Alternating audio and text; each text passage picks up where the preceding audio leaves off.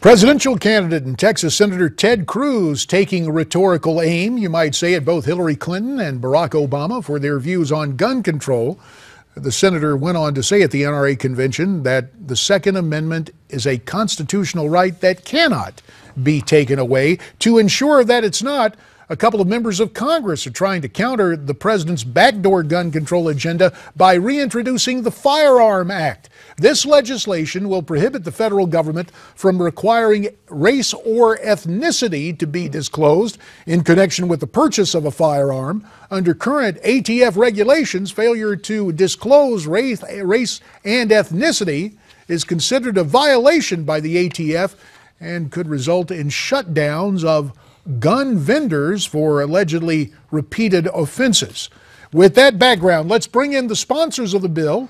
First, the gentle lady from Tennessee, Congresswoman Diane Black, who's a member of my old committee, the Ways and Means Committee, and our old pal from Texas, Congressman Ted Poe, chairman of the House Subcommittee on Terrorism for the Committee on Foreign Affairs, and of course a member of the Judiciary Committee. To you both, our thanks. Ted, you're from Texas. I got to begin with you on another story. We just heard from Irene Garcia of Judicial Watch. Mexican sources say there's an ISIS base camp, 8 miles from El Paso, Texas. Your reaction to that report, Ted?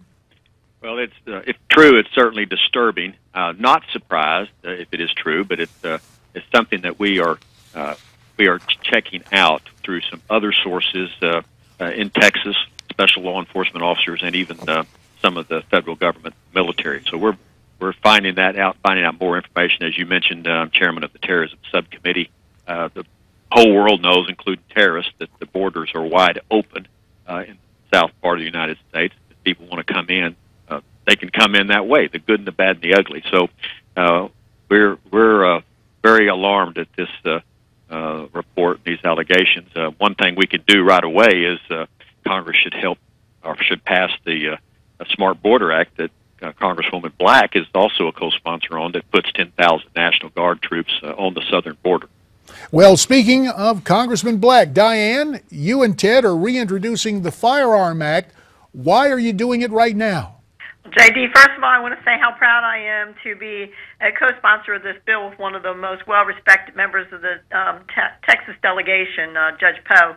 And we're reintroducing this because we recognize this is an important bill. We want to be sure that the American people are protected so that they can exercise their Second Amendment right. And we believe that this bill is one that we've got to get the message out there to everyone about how their rights could be taken away from them. You know, Americans shouldn't have to play 20 questions with Uncle Sam just to get access to their constitutionally protected freedom.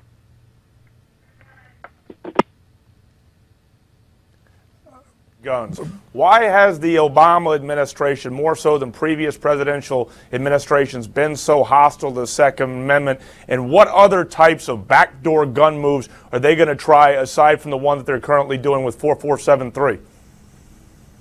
Well, administration is obviously, by their action, they don't like the Second Amendment, any part of the Second Amendment. So it's all about trying to control the Second Amendment through executive, administrative regulations, because they never passed anything legislative. And so they use the ATF as the one way to do it. And as Congresswoman Black says here, they want to do racial profiling on people who buy firearms. And if they fill out this form and it's a mistake, the gun seller is the one that the ATF will go after and try to put out of business. So I think it's an effort by the administration, by any means necessary, to stop the lawful sale of guns and stop the lawful sale of people to possess those firearms. So the bill has been reintroduced. Diane, why did it fail to pass the first time? Was it caught on the calendar? Were there other priorities? Was there organized opposition? Why didn't it see the light of day when it was introduced previously?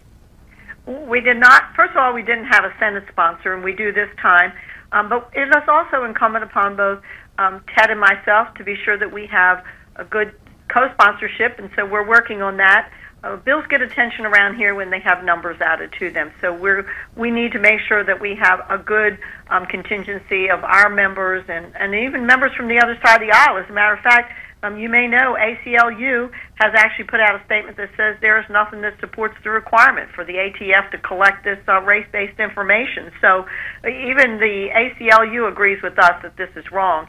And that's what we'll be doing, is working very hard to get co-sponsorship and then get our leadership to bring this to committee. Congressman Poe, the Obama administration has been particularly concerned with racial identity and civil rights legislation. Why are they not concerned with racial identity as it relates to the Second Amendment? Because Lord knows the Second Amendment should be just like everything else.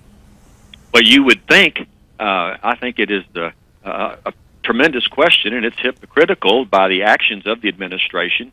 Here they want to know the race of people who buy firearms. I mean, really? What is the purpose of this?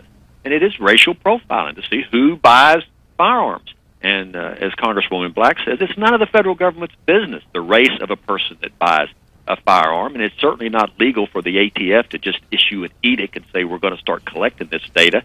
And you'd think that the administration would not even be involved in this process because of their concern for racial profiling. Diane, less than a minute. How many sponsors have you all picked up, and do you think this will have the impetus to move forward? Well, we have just filed the bill. We do have 10 co-sponsors at this point in time, but I can tell you we will be working this bill to get more people signed on. And we did actually file this bill a little late in the last Congress, and so we have more time now, and we will be working it. So you got the time, and we're trying to give attention to your efforts. Congressman Diane Black and Congressman Ted Poe, we thank you very much for your time. Continue to update us on the progress of this legislation as it's been placed in the hopper. You've got co-sponsors, and now we'll wait to see if the hearings move forward in the House. Good.